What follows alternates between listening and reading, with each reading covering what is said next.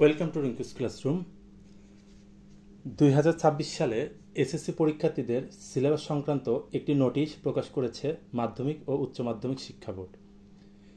তো চলো সেই নোটিশে কি লেখা আছে এবং সিলেবাসটি কী রকম হবে সেটা আমরা দেখে নিই। তো ওয়েবসাইটে আমরা যখন এসএসসি কর্নারে যাব তখন আমরা একটি নোটিশ দেখতে পাবো।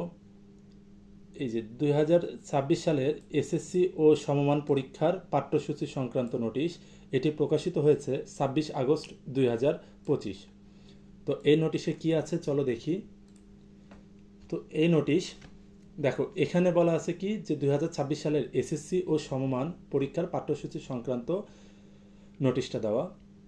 এখানে বলছে 2026 সালে অনুষ্ঠিতব্য এসএসসি ও সমমান পরীক্ষার নিয়মিত পরীক্ষার্থীদের পরীক্ষা জাতীয় শিক্ষাক্রম ও পাঠ্যপুস্তক বোর্ড কর্তৃক প্রণীত ও প্রকাশিত পূর্ণ বিন্যাসকৃত সংক্ষিপ্ত পাঠ্যসূচি অনুযায়ী অনুষ্ঠিত হবে। অর্থাৎ যারা 2026 সালে প্রথম এসএসসি পরীক্ষা দিবে তাদের পরীক্ষাটি হবে শর্ট সিলেবাসে, যে শর্ট সিলেবাসটা কি আগেই বোর্ড প্রকাশ করেছে। এবং 2 নম্বরে বলছে যে সকল শিক্ষার্থী 2026 সালে এসএসসি ও সমমান পরীক্ষায় অনিয়মিত বা মান উন্নয়ন পরীক্ষার্থী হিসাবে অংশগ্রহণ করবে তারা 2025 সালের এসএসসি পরীক্ষার পাঠ্যসূচি অর্থাৎ পূর্ণাঙ্গ সিলেবাস অনুযায়ী পরীক্ষায় অংশগ্রহণ করবে। অর্থাৎ এর মানে বোঝাচ্ছে অনিয়মিত স্টুডেন্ট বলতে বোঝাচ্ছে যারা এক বা একাধিক সাবজেক্টে ফেল করেছো তাদেরকে বোঝানো হচ্ছে। আর যে সকল পরীক্ষার্থী পরীক্ষা দিয়েছো, পাশ করেছো, কিন্তু রেজাল্ট মন মতো হয়নি, আবার পরীক্ষা দিবে, তাদেরকে বলা হচ্ছে মান উন্নয়ন পরীক্ষার্থী।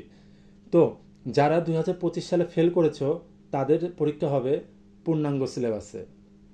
মানে যারা একবার পরীক্ষা দিয়েছিলে 25-এ কিন্তু রেজাল্ট মন মতো হয় নাই, তারা 2026-এ আবার পরীক্ষা দিবে, এদের পরীক্ষা হবে পূর্ণাঙ্গ সিলেবাসে।